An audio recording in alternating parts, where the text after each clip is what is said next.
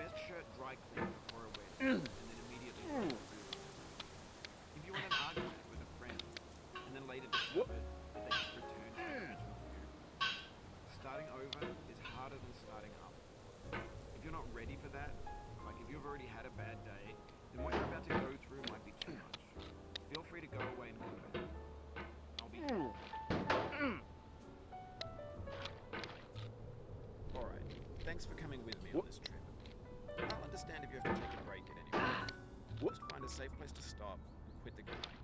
Don't worry, I'll save your progress always, even your mistakes. This game is a homage.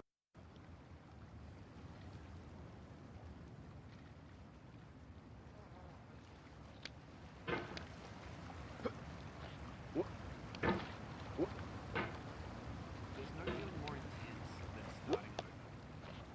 If you deleted your homework the day before it was due, as I did, or if you left your wallet at home and you have to go back after spending an hour in the casino. If you won some money at the casino, you put all your winnings on red, but it came up flat.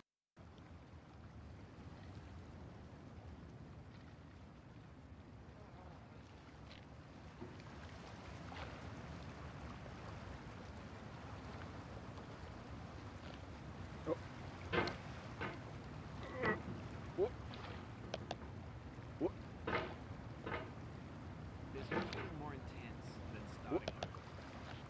If you deleted your homework the day before it was due, as I have, or if you left your wallet at home and you have to go back after spending an hour in the casino. If you won some money at the casino, you put all your winnings on red, but it came up flat.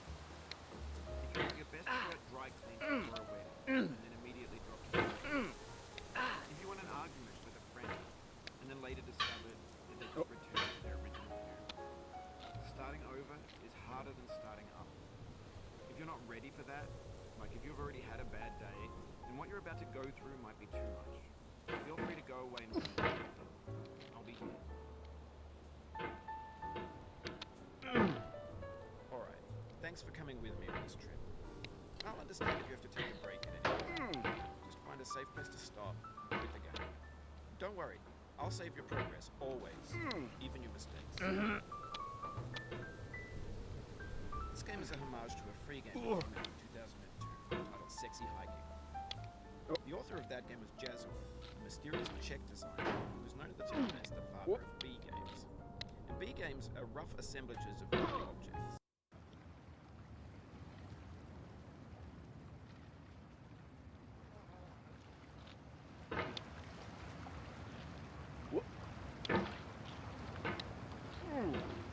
There's no feeling more intense than starting over. If you deleted your homework the day before it was due, as I have, or if you left your wallet at home, you have to go back after spending an hour in the casino. If you won some money at the casino, you put all your winnings on red, but it came up flat. You got your best shirt dry cleaned before a wedding, and then immediately dropped the boot. If you want an argument with a friend, and then later discovered that they just returned to their original view. Starting over is harder than starting up. If you're not ready for that, like if you've already had a bad day, then what you're about to go through might be too much. Feel free to go away and come back. I'll be here. Alright, thanks for coming with me on this trip. I'll understand if you have to take a break at any point. Just find a safe place to stop and quit the game. Don't worry, I'll save your progress always, even your mistakes. This game is a homage to a free game that came out in 2002 titled Sexy Hiking.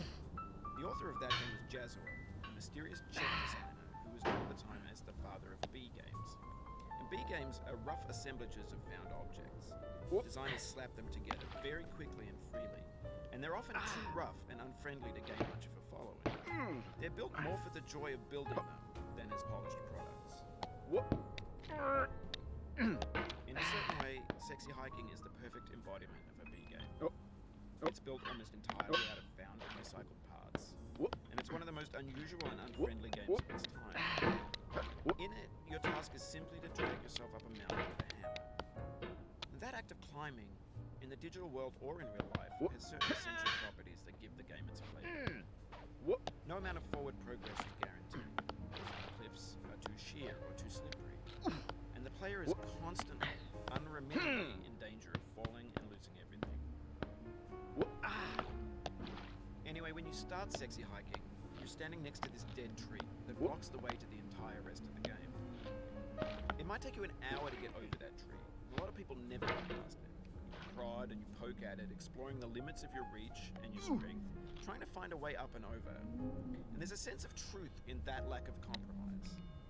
Most obstacles in video game worlds are fake.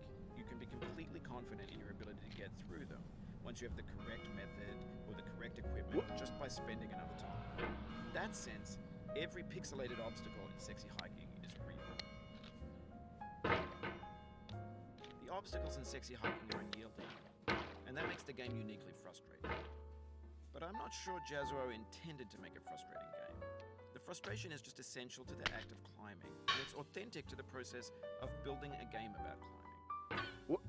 A funny thing happened to me as I was building this mountain. I'd have an idea for a new obstacle, and I'd build it, test it, and it would usually turn out to be unreasonably hard. But I couldn't bring myself to make it easier. It already felt like my inability to get past a new obstacle was my fault as a player rather than as a builder.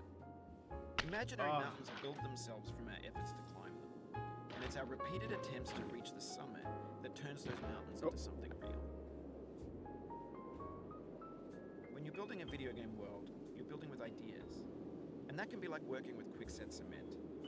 You mold your ideas into a certain shape that can be played with, and in the process of playing with them, they begin to harden and set until they're immutable, like rock. And at that point, you can't change the world, not without breaking it into pieces and starting fresh with new ideas. For years now, people have been predicting that games would soon be made out of prefabricated objects, bought in a store and assembled into a world. And for the most part, that hasn't happened, because the objects in the stores are trash. I don't mean they look bad or that they're badly made, although a lot of them are. I mean they're trash in the way that food becomes trash as soon as you put it in the cellar. Things are made to be consumed and used in a certain context. And once the moment is gone, they transform into garbage. In the context of technology, those moments pass by in seconds. Over time, we've poured more and more refuse into this vast digital landfill that we call the internet.